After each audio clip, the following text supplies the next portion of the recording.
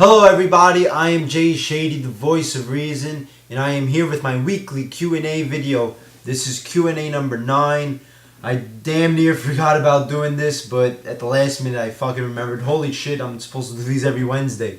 So here it is, it's Thursday, 3 in the morning, but in my book it's Wednesday night. So yeah, here's my Q&A number 9 for the week. Let's kick it off. First question is from Mr. 22592. He asks, my question is, do you think WWE were really trying so hard to make Cena and Batista the next Austin and Rock when they became the top guys in 2005? I didn't think of it like that. I mean, I know a lot of it was about Cena, but I didn't really think they were pushing him like to the level of an Austin or Rock. I thought other people actually had a chance. Like, it didn't dawn on me until like around 2006, 2007 when this fucking guy was just winning every match, had the belt for like a fucking year, didn't fucking lose anything, you know, just constant championship after championship. Then I realized it was all about this guy. Batista, on the other hand, you know, I never thought of him as being booked as the next top guy. I mean, I knew he was being booked as one of the next top guys, but not on the level of Austin Rock, and that's because of all the injuries that he got, the way that he missed a lot of time, and they eventually gave up on booking him as an Austin or Rock type guy because of how injury prone he was. But in 2005, I didn't think of it like that. I was like 14 years old in 2005, so I wasn't thinking like that mature about it. But yeah, that's definitely what their plan was. When you look back and think about it, they were definitely booking those guys not to be like characters like Austin and The Rock, but to be as popular as that. But it definitely fucking failed. And then the next question is, do you think the Maury Show is real or is it fake, like the WWE? I don't watch that stuff. You know, my educated guess is that it's fake, you know. Like, maybe there's some stuff on it that's real, but I'm sure a lot of it is fake. It's all for shock TV. That's like the stuff that was popular in the 90s, like that, Jerry Springer, all those shows where crazy shit happens. A bunch of fucking rednecks fucking each other and shit, you know, on TV, fighting and all this stuff. You know, people act a lot different when they're in front of a camera and they know it. That's why I'm very shady about all these reality shows. They're not very reality-like. Reality is, you know, two guys just fucking going out to get a fucking pizza, just talking about nonsense. That's what reality is. It's not all fucking sex, fights, and all this shit that you get on TV. So I'm pretty sure a lot of it is fake. But I don't know. I don't watch it, so I'm not too sure. Thanks for the question. Next is from Multimedia Assassin MMA. He has a lot of questions, so I'll try to get through these. First is, which incarnation of Hulk Hogan do you prefer more? Hulkamania or NWO Hollywood Hulk Hogan? Hands down, Hollywood Hulk Hogan. Badass, awesome. The fucking all black, the fucking 5 o'clock shadow, the sunglasses, the boa, the Jimi Hendrix air guitar shit. Awesome. NWO Hogan was fucking great. Never was a huge fan of Hulkamania Hogan. Especially as a kid, I really didn't like it. But I loved Hollywood Hulk Hogan. More real, more badass, much more entertaining, and just a lot more captivating, you know. Awesome, awesome character. Next question. Would you consider NWO era NWO era WCW as PG? I mean, it was PG, but like, you see, the thing with wrestling, what they've done is that they've made everybody think that the wrestling of today is what PG means. And that's not it. Because 1997 was PG for the most part, and that was a very fucking controversial year, edgy year of television. So don't think of PG as what we get today, that's what PG means. Because, no. A good show isn't defined by a rating. A good show is defined by the actual quality of the product. So it was PG WCW, NWO WCW, because like it was less about sex and all that bathroom humor like WWF was, like Vince was about. It was more about storylines, you know, wrestling storylines, takeovers, things like that. more, not much of it, not all this trashy type of stuff that WWF was doing, like really trying to go over the limit, over the edge with stuff. WCW was more about just making badass, masculine storylines that didn't have to do with trash or bathroom humor or sex, but was just, you know, very entertaining, driven wrestling storylines. So yes, it was PG, and that just goes to show you that PG could be fine if it's done in the right hands. Next question: who has the better undefeated streak, Undertaker or Goldberg? The way it's marketed, easily the Undertaker. You know, I mean, every year it seems like the Undertaker's streak is more important than even the belts themselves. It's, you know, a streak that goes on and on. It's usually match of the night, so I have to say the Undertaker streak. You know, Goldberg's streak was impressive. It was huge. I remember being a kid. Everybody was talking about that. But I don't think it's lasted the test of time in the way that the Undertaker streak has. So, hands down, Undertaker's undefeated streak. Next, had the circumstances been different, instead of AOL, Time Warner had never sold WCW directly to Vince McMahon, do you think they should have auctioned it off to see if any other multi-billionaire was interested in buying WCW? I don't know the business aspects of everything, of what went on, so I can't really answer this question too well. You know, I don't know if anybody was even interested in buying it in the first place. I don't think of billionaires giving a shit about wrestling, you know, people into other stuff, like all of a sudden caring about wrestling. Maybe that's what it was, so they had no other choice. But I mean, yeah, I can't really answer this question. I'm sorry, because I'm not interested in what was going on with the business dealings at the time. Last question: do you think many wrestlers from ROH, CZW, Shikara, PWG, or any other indie promotion would have made it in the original ECW? If so, who would you have liked to seen in ECW? I made a video on this in one of my last Q&As. It's titled "Why I Don't Watch Other Wrestling Federations or Wrestling Promotions." So for everybody who, I mean, I've been getting this a lot lately. Oh, what's your thoughts on TNA? Could you talk about Japanese wrestling, ROH? I talked about this. Go to my Q&A video that says why I don't watch other wrestling federations, and I let you know that I will not watch anything else other than WWE. I'm not going to explain myself why. Like, I'm not trying to, get fucking mean and all this shit and try to bash everybody for asking me these. But I'm just telling you that I don't watch anything else, so I can't talk about anything else other than WWE or past stuff from ECW and WCW. And there's a reason. Just go to that video. So yeah, I can't talk about anything else because I don't know anything else. I don't know any other promotions. I know ROH. I don't know TNA, CZW, Shikara, PWG. Can't talk about them, okay? Not trying to be a dick at all. Just I'm letting everybody know not to ask me questions about, you know, that stuff, because I want to give an informed answer, and I can't if I don't know what's going on in those promotions. And like I said, if you're interested in knowing why the fuck this cocksucker won't answer my questions about TNA or whatever, check my Q&A video. It's like number 5 or number 6, and the title is "Why I Don't Watch Other Wrestling Federations," and I answer it right there. Thanks for those questions. Next is from Andrew T. In your opinion, is the Austin 316 promo the greatest promo in WWF history? I don't know. I'm not sure. I mean, it's a groundbreaking promo, that's for sure. I don't think it's the best promo in history, though. I just don't. I have a problem saying that it's the best promo in history. I think other promos were done better than that one.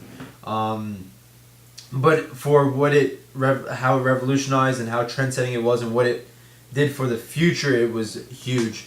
But I think there's been a lot better promos, longer promos, that we think about much more to this day. Like, it is definitely a great promo. I'm not trying to downplay that promo, the Austin John 316 thing, but I think Austin's done better promos than that himself. But yeah, it is one of the greatest promos, but not my favorite, or what I think is the greatest. Next is, let me try to get to what this question is asking. He says, I know everyone is hoping that Austin will wrestle CM Punk at next year's Mania. I want to see it too, but I have one big box office match having Austin versus Cena. How big would that be? Or Austin versus Taker at WrestleMania 30. I think Taker would job to Austin because backstage he has told Vince to lose. Example, when he faced Orton. I do not want to see Austin versus Cena. I am sick and tired of every time somebody, a big name, a legend comes, they always have to get involved with John Cena. Like, nobody else on the roster is important than John Cena. Like, nothing else would sell. Would not want to see Austin versus Cena. No interest whatsoever. Cena just does not deserve every fucking big box office match that comes. Austin versus Punk, yes. Austin versus Cena, fuck no. Austin versus Taker at WrestleMania 30, that'd be pretty fucking interesting. Yeah, that'd be a good match. You know, they never fought at WrestleMania. But my bets would be on Austin versus Punk over Austin versus Taker because a lot more could be done with Austin versus Punk for the future, rather than Austin versus Taker, which would just be a nostalgia match and something just right there for that day. Last question from Andrew T. Do you remember Brian Pillman? He died in October of 97. If you remember him, please tell your opinions on him. Yes, I remember Brian Pillman. Not so much from when I was a kid because I was like 6 or 7 when he was really big in WWF. But I definitely remember his feud with Austin. That was fucking great. When Austin went to the house, Brian Pillman pulled out a fucking gun. Fucking imagine they did that shit today. Oh my god, the fucking shit that they would get. But when he was with the Hart Foundation, all of them, and attacking the U.S. guys. Just, Brian Pillman was fucking great. Dean Ambrose reminds me a lot of Brian Pillman. He was just very psychotic, off the cuff, just kind of crazy. His fucking big eyes, his curly hair, that maniacal smile. Very interesting, unique, and different type of personality, different type of wrestler. Thought he was great. It's a shame that he died too soon. Yes, I do remember him. And he was definitely a really, really good talent. Really good wrestler. I would definitely like to check out more stuff from him because I really haven't. But from what I remember, he was a pretty interesting guy. Next question comes from SpinnerNet1. SpinnerNet's been waiting for me to answer this, and here we go. It's an in-depth question, so this is going to take some time to answer. He asks, what were your thoughts of the original DX when Shawn Michaels was a part of the group? What did you think when Shawn Michaels started coming out to the DX theme music and how they entered by showing clips of the DX Titantron? Did you find it to be a weird change with the new theme song? Do you think the original DX was a good group, or do you think it was overrated or even stupid and childish? DX did and said a lot of controversial stuff, some of it damn near R-rated. What was your thoughts on all that? Now, SpinnerNet, you know Shawn Michaels is my favorite wrestler of all time. Huge Shawn Michaels fan. Now, this is a great question.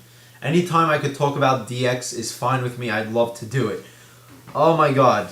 You know, DX was, to me, just my favorite group of all time. It was just such a part of my childhood. Everything for me was fucking DX. I can remember listening to WWF, the volume, the music volume like 3 or whatever. They had the DX theme on there. I remember listening to it over and over and over again on my lame ass fucking CD player. Going to wrestling events, just listening to that shit, getting pumped. And the fucking WWF like Warzone game or Attitude game, I forgot what it was, and they had the DX theme when you're on the menu screen, and I would go crazy over it, man. I was a huge DX fan. Now, to answer these questions, as pertaining to do I think it was a good group or did I think it was overrated or even stupid and childish? No way it was overrated. Stupid and childish, like, not childish like the way it is today where it's like fucking Barney kitty shit childish, like fucking preschool shit that you get with Hornswoggle. Not childish like that.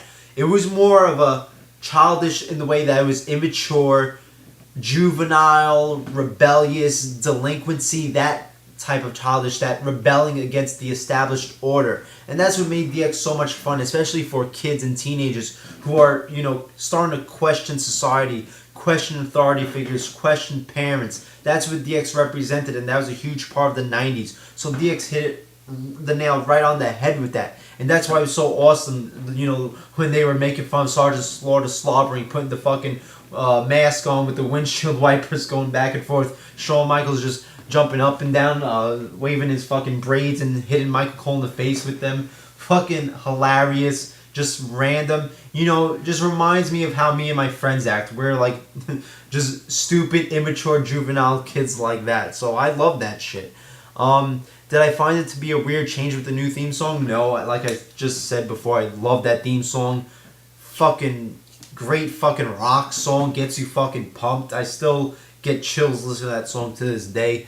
What did you think when Shawn Michaels started coming out to the song and how they entered? I thought, you know, he had the sexy boy gimmick, and now with the, I just love how he just became this badass type of character. That's the Shawn Michaels that I love, you know, the badass DX type of character.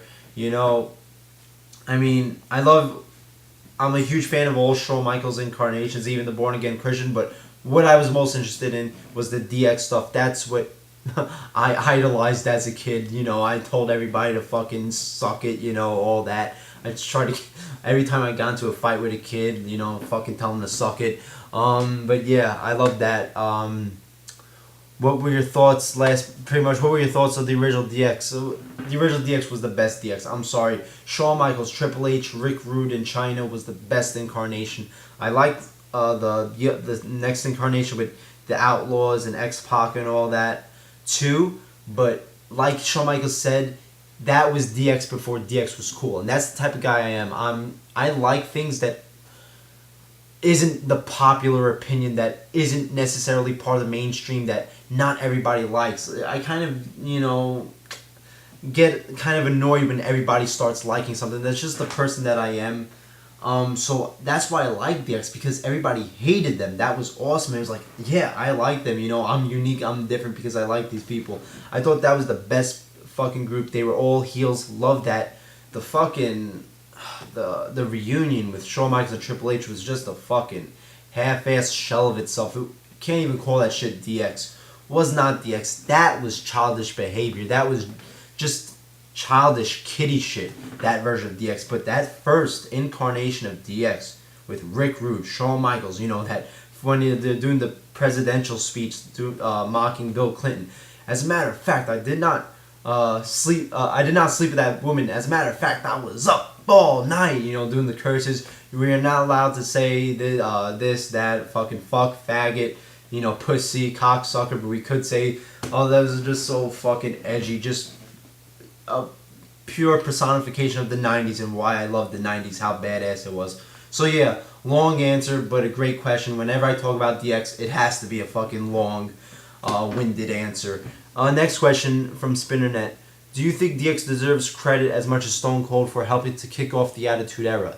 I'm a firm believer that the Attitude Era was in full swing by the last few months of '97. It probably started to begin before DX was formed, but I think after DX was formed, it was solidly in place. I agree. The Attitude Era started around the summer of '97, according to me, with the whole Bret Hart and Austin feud. Shawn Michaels getting involved in the mix. SummerSlam when Shawn Michaels hit Undertaker in the head with a chair. Shit like that. That's what really, when the Attitude Era started, DX kicked it off. Yes, DX deserves as much credit. Fuck what WWE says, saying that Attitude Era started the night when Austin won the belt from Michaels. No. Attitude Era started, it was started in the summer of '97 and it really took off with DX. DX just brought that shit to a new fucking level, okay?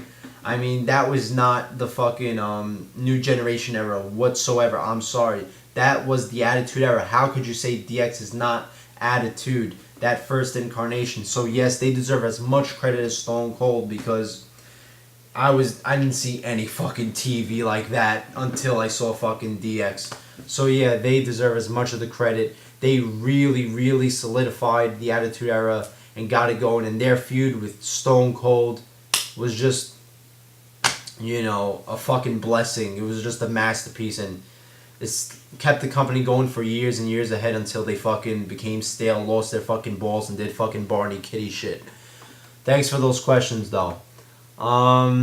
Next. Let's see what we got. Let me see. Give me a second here. I'm sorry.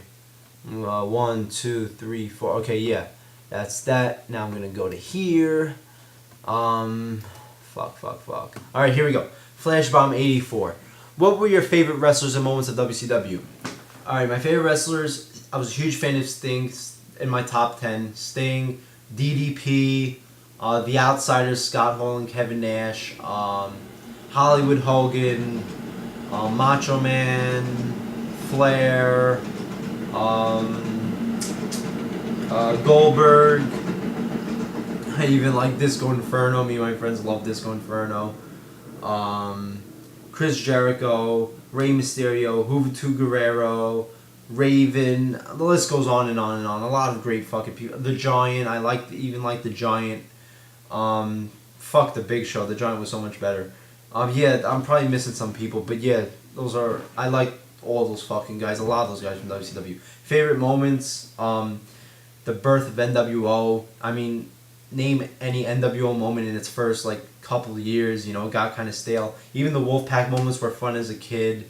You know, were you part of the red and black or the black and white? That was fun. You know, not so much. You know, you kind of see when you're more mature and sophisticated how it started getting watered down. But as a kid, that shit was fun. I don't give a fuck what you say.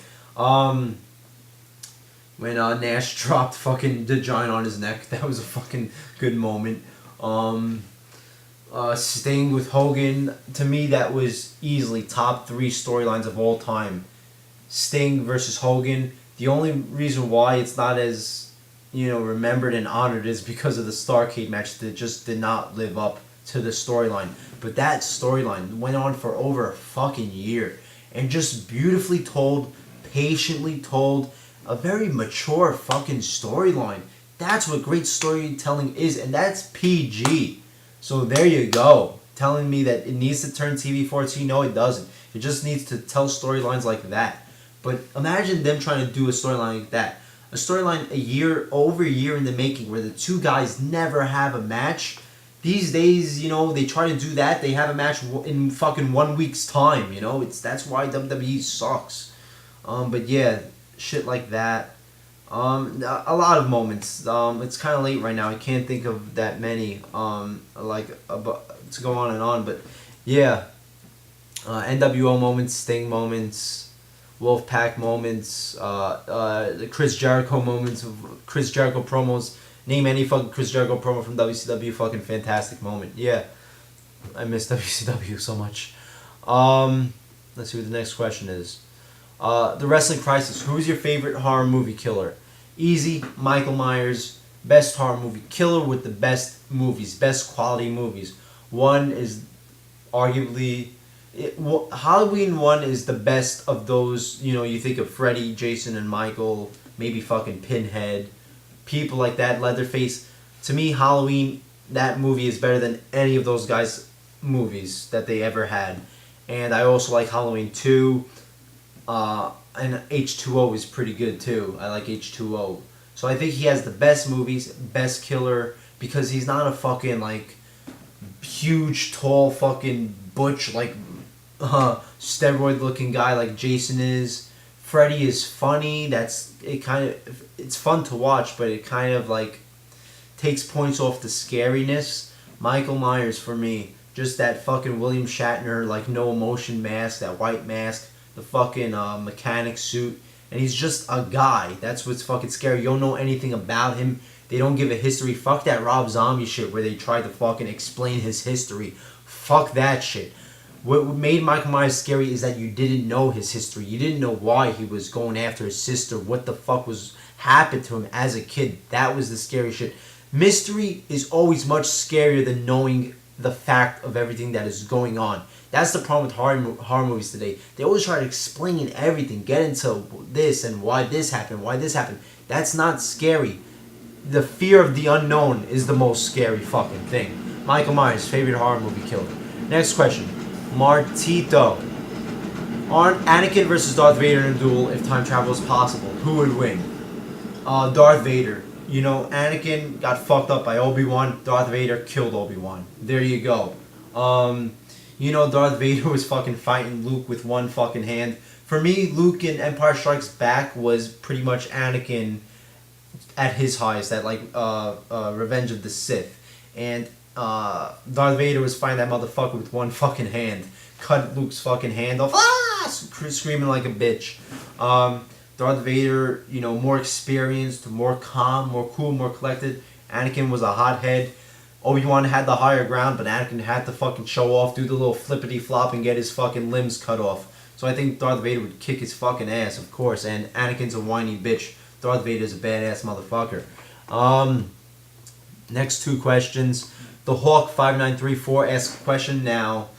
This is a newer question, but I have to answer it because it's kind of relevant in the present time, kind of in the immediate time. So, who do you think will win the NBA Finals? Alright, so we have the Heat and we have the Spurs. Game 1 starts later today. Definitely going to watch it. I want the Spurs to win. I don't hate the Heat like a lot of people do, but I like the story of those three guys. This is probably their last hurrah. Duncan, Parker, and Ginobili. I want to see them get one more championship. Heat won last year, alright. Good for them, they don't need to win another year. And I think Indiana, I think the Spurs, I'm going to take the Spurs. I think Indiana exposed a lot of weaknesses in the Heat. They exposed that this is a team that purely survives and thrives just on LeBron James' shoulders. Without LeBron James, they are in trouble. And I think the Spurs are really going to target that. They've seen what Indiana Pacers did to the Heat. And I'm taking the Spurs. They swept the Grizzlies. Maybe I'm a little worried that they had so much time off, but I don't know. I'm going to go with the Spurs. I think that Spurs would probably be the underdog, but, I think Miami isn't the perfect team that everybody thinks it is, and I think the Pacers definitely proved that. I would like to see the Spurs win over the Heat. And my last question. Metallica 83. What a badass name that is. Fucking metal. Hey, Justin. For the next Q&A, I know you're into gangster type movies. Have you seen a movie called Kings County? It's a new movie. Just came out recently. As a matter of fact, I did see Kings County. I believe that was directed by what was his name? Sava Sasvet, a very good director, very prestigious, an auteur, an artistic director. Yes, I saw that movie. It was great. The cinematography, if you didn't see this movie, check it out. Search it up on YouTube, Kings County. Very, very good storyline, just like on the Godfather type level of how good the storyline is. The acting of the fat guy is fucking awesome. There's a fat guy, he plays a gangster, he's wearing a hoodie. He gives this smirk in the end, better than fucking Pacino, better than De Niro, better than anybody, Marlon Brando. The acting of the fat guy is fucking phenomenal.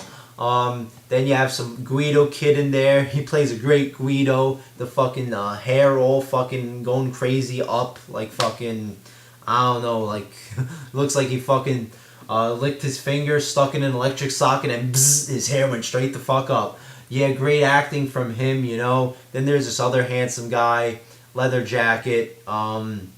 He shoots the Guido kid. The fat guy shoots the guy in the leather jacket and walks away and smirks. Oh man, just great film, and I love the deleted scenes that didn't make the cut. Like the one guy is like, "Fuck the wife and kids." Great fucking script, everything. A fantastic movie. I mean, I'm surprised this didn't reach the Cannes Film Festival. But yeah, Kings County, easily a 5-star movie. Great actors, great directors. Can't wait for a sequel. I think they should definitely make a sequel. Yeah, there you go. There's my Q&A. Probably a long one because of that DX question. But yeah, there you go. As always, leave me questions for future Q&As. Inbox me or comment on this video. And please subscribe to me. I need 44 more to get to 500. Then I get to do my 500 subscriber video and something I want to talk about to my subscribers and get idea feedback. And well, you'll see when I do my 500 subscribers video. First I have to get to 500. So Jay Shady, voice of reason. Like, comment, subscribe, and I'll see you later.